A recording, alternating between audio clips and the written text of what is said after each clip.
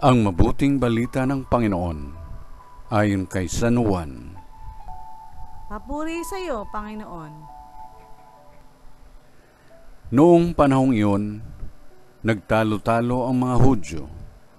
Paanong may bibigay sa atin ng taong ito ang kanyang laman upang kanin natin?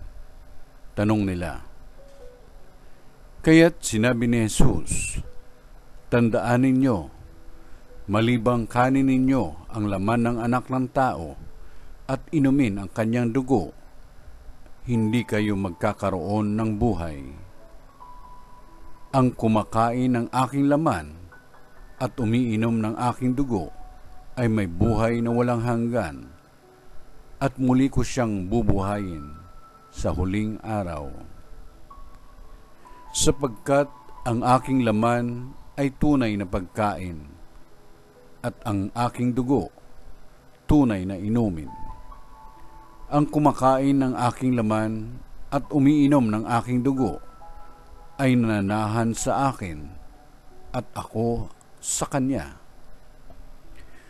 Buhay ang amang nagsugo sa akin at ako'y nabubuhay dahil sa kanya.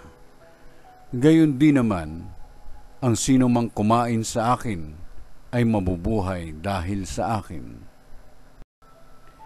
Ito ang pagkaing bumaba mula sa langit. Ang kumakain nito'y mabubuhay magpakailanman. Hindi ito katulad ng kinain ng inyong mga magulang sa ilang. Namatay sila, bagamat kumain niyon. Sinabi ito ni Jesus nang siya'y nagtuturo sa sinagoga sa Capernaum. Ang mabuting balita ng Panginoon. Pinupuri ka namin, Panginoong Jesucristo.